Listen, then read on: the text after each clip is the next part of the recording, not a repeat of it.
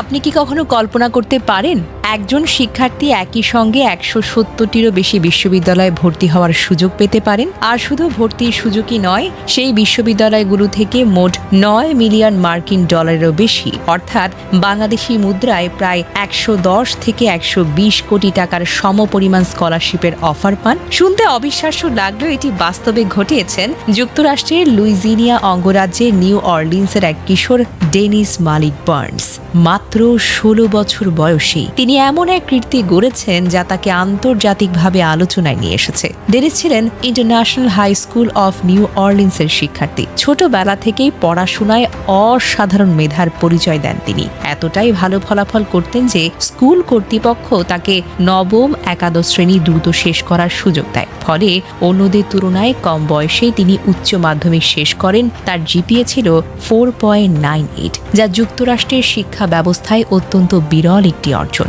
২০২২ সালের অগস্ট মাসে তিনি যুক্তরাষ্ট্রের বিভিন্ন কলেজ ও বিশ্ববিদ্যালয়ে আবেদন করা শুরু করেন। শেষ পর্যন্ত ২০০টিরও বেশি প্রতিষ্ঠানে আবেদন করেন। শুরুতে তার লক্ষ্য ছিল ভালো একটি বিশ্ববিদ্যালয়ে ভর্তি হওয়া, কিন্তু একের পর এক ভর্তি ও স্কলারশিপের অফার আসতে শুরু করলে তিনি বুঝতে পারেন তিনি হয়তো একটি নতুন ইতিহাস গড়তে চলেছেন। প্রথমে ১২৫টি, তারপর ১৭০টি, পরে ১৮০টিরও বেশি বিশ্ববিদ্যালয় তাকে ভর্তি হওয়ার সুযোগ দেয়। আর বিভিন্ন প্রতিষ্ঠানের স্কলারশিপ মিলিয়ে অফারের পরিমাণ পৌঁছে যায় ৯ মিলিয়ন ডলারে।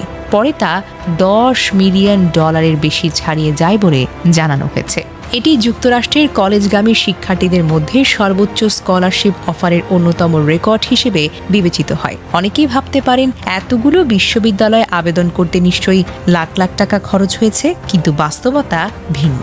ডেনিস জানান তিনি বিভিন্ন বিশ্ববিদ্যালয়ে ফি ওয়েভার অর্থাৎ আবেদন ফি মওকুফের সুযোগ নিয়েছিলেন। পাশাপাশি কমন অ্যাপ নামের একটি প্ল্যাটফর্ম ব্যবহার করে একসঙ্গে একাধিক বিশ্ববিদ্যালয়ে আবেদন করেন। ফলে বিপুল সংখ্যক আবেদন করলেও খরচ অনেকটাই নিয়ন্ত্রণে রাখতে পেরেছিলেন। বিভিন্ন প্রতিবেদনে বলা হয়েছে অধিকাংশ আবেদনেই তিনি ফি ছাড় পেয়েছিলেন। তবে সবচেয়ে অনুপ্রেরণাদায়ক বিষয় হল ডেনিসের লক্ষ্য কখনোই ১৭০টি বিশ্ববিদ্যালয়ে পড়াশোনা করা ছিল না। তিনি নিজেই বলেন, শুরুতে আমার উদ্দেশ্য কোনো রেকর্ড গড়া ছিল না, কিন্তু যখন বুঝলাম আমি ইতিহাসের খুব কাছাকাছি, তখন নিজেকে বললাম এটাকে শেষ পর্যন্ত নিয়ে যাই। তার মতে তিনি প্রমাণ করতে চেয়েছিলেন কঠোর পরিশ্রম, পরিকল্পনা এবং অধ্যাবসায় থাকলে অসম্ভবকেও সম্ভব করা যায়। ডেনিস শুধু পড়াশোনাতেই ভালো ছিলেন না, তিনি ন্যাশনাল ওনার সোসাইটির সভাপতি ছিলেন, স্প্যানিশ ভাষায় দক্ষ ছিলেন, খেলাধুলায় বিশেষ করে বাস্কেটবল ও ট্র্যাক অ্যান্ড ফিল্ডেও অংশ নিতেন। একই সঙ্গে স্কুলে পড়ার সময় একটি ডুয়াল এনরোলমেন্ট প্রোগ্রামের মাধ্যমে ২৭টি কলেজ ক্রেডিট সম্পন্ন করেছেন। ভবিষ্যতে তিনি কম্পিউটার সায়েন্স নিয়ে পড়ে আইনজীবী হওয়ার স্বপ্নের কথাও জানান।